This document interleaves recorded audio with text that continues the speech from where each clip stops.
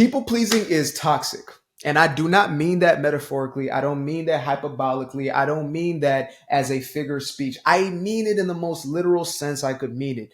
People pleasing is literally toxic to the body, to the chemistry, the biochemistry of your body, to the physiology, the biology of your body. People pleasing will delete you a lot sooner than you were supposed to embark upon your transition. YouTube is funny now because you got to say all types of things because you don't even know what words you can and cannot say. So I'm just like, you know what? I'm going to use the words that I got to explain to y'all what is going on here because I believe this message is so vital that, even though I got to talk about certain things that you can't use a word for, I'm still going to use words that work for the platform. So people pleasing will delete you. And I know that sounds so extreme. It sounds like maybe I'm stretching. I'm reaching here, stretching. I'm reaching here on some Miss Fantastic type of stuff. Miss Incredible, is that her name? I think it's Mrs. Incredible. It's Mr. Fantastic, Richard Reeds, and Mrs. Incredible. There we go. I'm not reaching on this one. As a matter of fact, science is showing us more and more, day by day, more research is coming out. And this is valid peer-reviewed research. This isn't the research that is done by, Kellogg's when they want to push more of their grains and their sugars to you. This is actual peer-reviewed, true research that comes directly from test trials for decades on end. And this research is showing us that the causes of a majority of autoimmune ailments or autoimmune diseases is people pleasing. I know this sounds like it doesn't make sense to the rationing mind, the mind that has been conditioned and programmed to believe, no, surely these things come from some external source. Something outside of us must be, happening to us in order for us to get these ailments, these diseases, etc. But, one of the most outspoken individuals out there, a man who I love so dearly because he's telling the truth. He's an elderly gentleman. He doesn't have to be saying these things, and he comes from the space, is Dr. Gabor Mate. Now, if you have not heard of Dr. Gabor Mate, he is, the elderly French, I believe, gentleman who basically is telling the world, exposing the truth that being nice is literally canceling people, deleting people at younger and younger ages. And we're seeing these chronic ailments in people who are younger and younger because our society is becoming more fabricated, more inauthentic, more fake. If we get down to it, it's really your fakeness is what is leading to your sickness. And this was something that was difficult for me to wrap my mind around because I was I was a programmed people pleaser. For as long as I can remember, I was people pleasing. I was the nice guy, right? I was catering to everybody's needs. I knew what everybody needed at any moment in time. I did not have the word no in my vocabulary. It just did not exist. And I was not willing to integrate the word no because I believed if I said no, I would no longer be validated for the things that I was looking for validation for.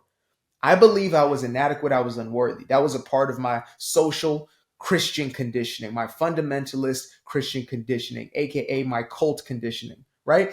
I was programmed to believe that I was inadequate, unworthy, undeserving. So I went on this rat race for the rest of my life, looking for validation from the rest of the world, looking for acceptance, looking to be viewed as valuable, as worthy, as enough by everybody else besides myself. And what happened in the process of that is I became the ultimate people pleaser. I built a relationship with people based upon what can I do for you? How can I sacrifice myself for you? How can I neglect the authenticity of who I am, the truth of who I am in order to get your validation, your acceptance, and your approval? And that literally was making me sick. And, I don't like to put people's business out in the streets because it's not my business to tell, but I have seen people in my life who I have true, genuine love for suffer from ailments because of this very reality. They live their life for the acceptance and the approval of other people. They live their lives looking to be seen by others as somebody. So they would neglect their own emotional and mental well-being as well as their own physical well-being and would feel guilty when they took care of themselves. And to eradicate that guilt, they would get back in a cycle of people pleasing. And this was something I was very familiar with. Now, thankfully, I was able to get it at a stage where It didn't completely take me out per se. But there are multitudes of people who do. And Gabor Mate actually speaks of this example of why the good are canceled young. And he says how, people will be at these funerals, and they'll be talking about, oh, this person was such an amazing, incredible person. Oh, they were just, oh man, they were the best. They would do anything for anybody. They would take the shirt off their back. They would sacrifice, they were baby Jesus. Not baby, like a little baby Jesus, but like, they were Jesus rendition, Jesus 0.0001, because we can't be higher than Jesus, right? According to the scriptures. Yeah, you'll find people talking about how incredible this person was, yet they passed on earlier than intended because of some ailment. And we think, oh, the ailment was caused by X, Y, and Z factors, when now science is showing when you are inauthentic, when you are dishonest within yourself, when you are suppressing the true self as opposed to expressing who you truly are, you are actually leaving yourself in a state of fight or flight, fight, flight, freeze, fawn. I know we have 4. We're probably going to have about 17 by the time, I'm an old man. But you are literally in a perpetual state of fight, fight, freeze, because when you're people pleasing, again, you have anxiousness that you're trying to eradicate. You're in a state of worry. You're in a state of perpetual stress, right? There are stress hormones that are dripping through your body, cortisol, adrenaline, etc. The rest that I can't pronounce right now. And so you find yourself in a state where you are perpetually stressed, and we all know that stress is at the core of most ailments.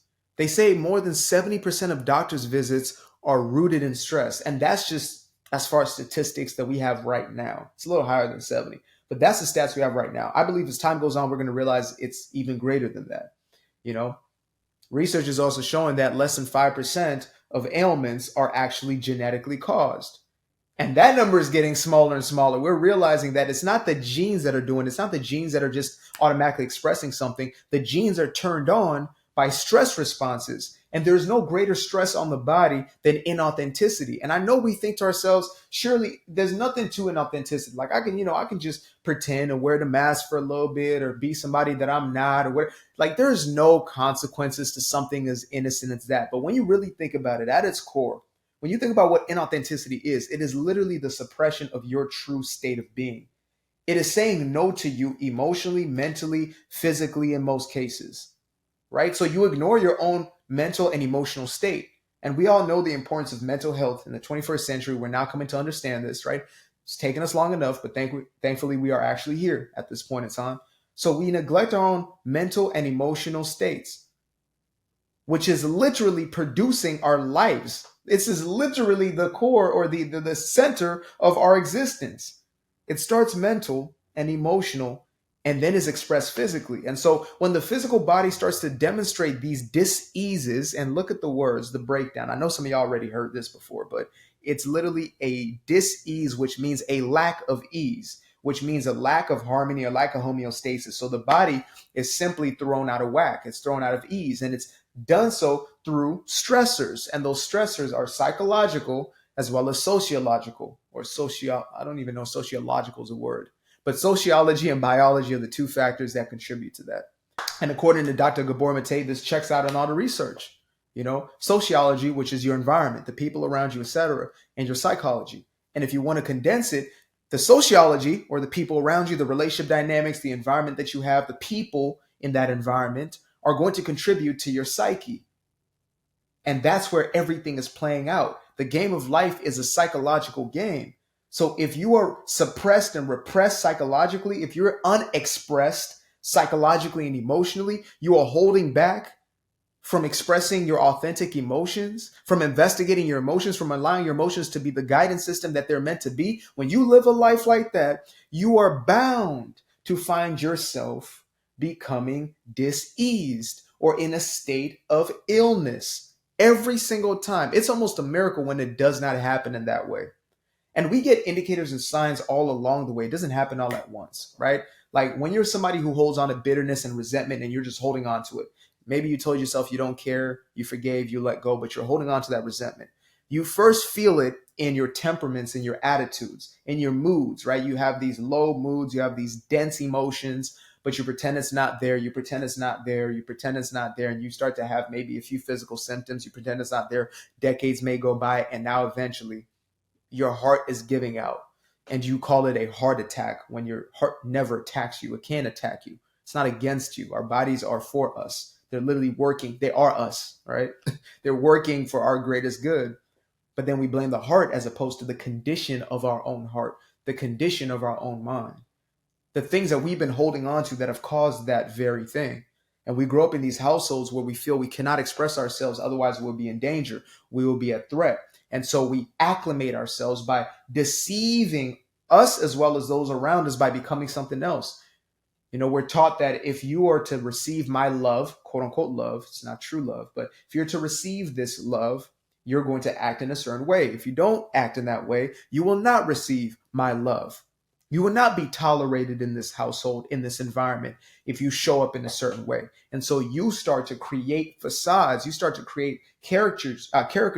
You start to create masks for yourself to disguise yourself in order for you to feel safe. And then you carry that on for the rest of your life. And then you end up with a dis-ease or an ailment that could have been avoided if you finally allowed yourself to live authentically, not to live for the validation and approval of others, not to live to be seen as nice, not to live to be seen as good, not to be seen as acceptable, of deserving, of worthy by anybody else besides yourself. That's what this is about. That's why the Gabor Matés of the world matter so much. That's why the Joe Dispenza's, Dr. Joe Dispenza, put some respect on his name. That's why the Dr. Joe Dispenzas of the world matter so much. It's because we are at a place, I believe we are in a conscious awakening. We're in a state where people are waking up faster than ever. I believe there's a conscious shift happening. However, on the other side of that shift is the polarity, is the very opposite. It's things swinging all the other way left or other way right or wherever the pendulum may be. We are finding ourselves in a place where we are having to decide, are we going to stand in the light, which is truth, or in the darkness, which is the delusion and the illusion? Are we going to continue to perpetuate this fake and fabricated world, or are we going to live authentically? That's why you got people like me. I don't even know.